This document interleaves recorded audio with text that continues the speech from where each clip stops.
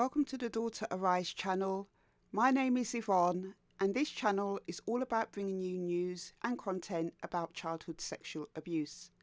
On this channel I share things to do with my experience of going through childhood sexual abuse, to encourage and help other survivors. I also share news stories and add commentary to them, and from time to time I interview other survivors and their supporters in hopes of raising awareness about this childhood trauma and educating on this subject. So if this is the type of content you're looking for, please hit the subscribe button and the notification bell so that you can be notified of any new uploads, and don't forget to hit the like button to show support. So today's story is about a Russian father who is suspected of stabbing his paedophile friend to death after discovering he had raped his daughter. I will leave a link to this story in the description box below for you to check out for yourself. A distraught father who attacked his best friend when he discovered the man had sexually abused his daughter, then 6, will not be charged with murder. Vyacheslav Slava Metrasov, I think that's how you say his name, was suspected of stabbing Oleg Sverdov near the village of Ventai in Russia, after making him dig his own grave last year. It came after Matrasov found sickening footage on his friend's mobile phone which appeared to show his daughter being forced by Sverdov to perform a sex act on him. Matrasov originally faced trial for murder, but sources close to the case say the murder charge has been dropped in a landmark decision. The anguished father will instead now face prosecution for inciting Sverdov to commit suicide, which carries a lesser sentence than murder. There was an outpouring of public support for Metrasov in the weeks following the incident, including from prominent journalists on Russia's tightly controlled broadcast news. Locals from the Ventai village started a petition to demand the rocket engine factory worker should be acquitted and spared jail after admitting to the killing, which reached 2,500 signatures. Sverdov fell asleep and Vyacheslav took his mobile phone and decided to see what his friend was looking at.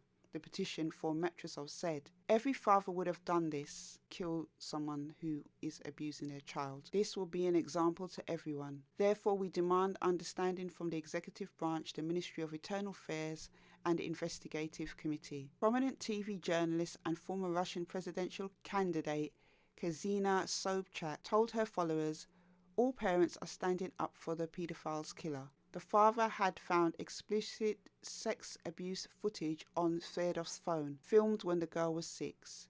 His daughter, now 8, was heard pleading, "Oleg, that's enough. I can't take it anymore. I want to go home." Matrasov always denied murder and is now pleased that he will no longer face a charge of deliberately killing Sverdov.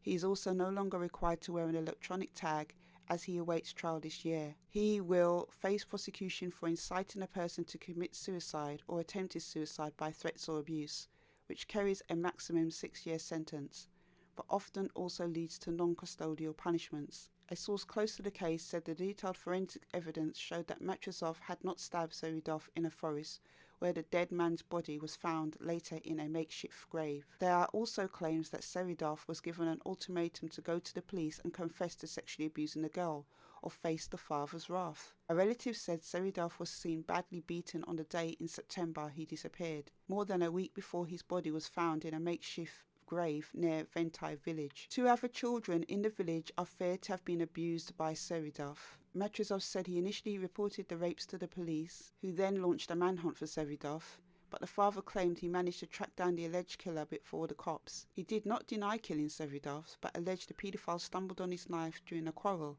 and maintained his death was not intentional. Police said the deceased man's phone contained sickening images which showed violent rapes of other village girls aged between 6 and 8. The videos indicated that the suspect had been abusing children for 5 years before Matrasov discovered the footage on his phone. It has also been reported that one of his victims was the daughter of a former partner. The woman had a daughter from her first marriage, and it turns out he was abusing the child. Sverdov's ex did not know anything about the abuse, said the woman. He was constantly seen with girls, the daughter of his partner and Vyacheslav's older daughter in the village. It never crossed anyone's mind what he was doing with children. Sverdov's mother said her son had often been a babysitter for Vyacheslav's children and the two men had been long-time friends. I don't know how it got to this, she said, referring to the rape of Vyacheslав's daughter. He must have been drunk, most likely drunk. They left their children with him all the time. When he babysat these girls, he'd come back home as normal, in a good mood. Villager Tatiana Saberva said, I know him personally. He's a good father and husband. Lawyer Vera Podkolzina said, proving Zavidov's guilt from video evidence was critical to a lenient sentence for Matrizov.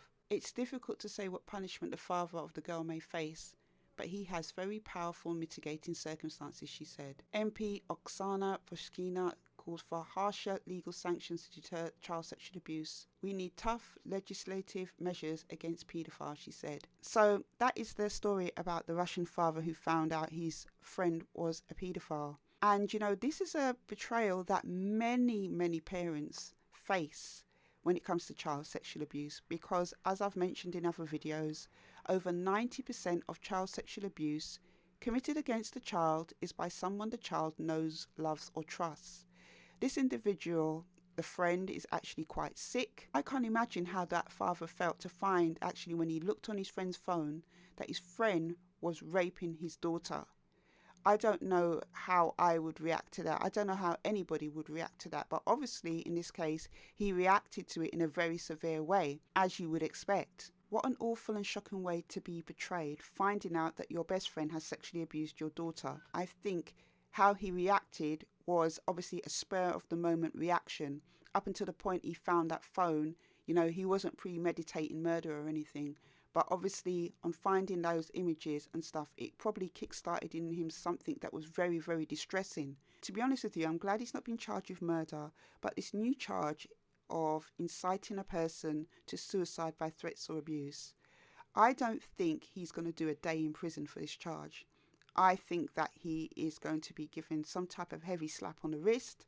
I think the fact that he has so much prominent people in his corner, and the fact that, you know, other local people have been supporting him, and, you know, MPs and people are speaking out about, you know, tougher legislation against paedophiles, I don't think he will do a day in prison. If they can prove that he did this, I would like to see how. I mean, would that be with text messages? What would that be with? Also, it's quite shocking when people make excuses for paedophiles, because they're making excuses based upon what that paedophile shows them in their behaviour.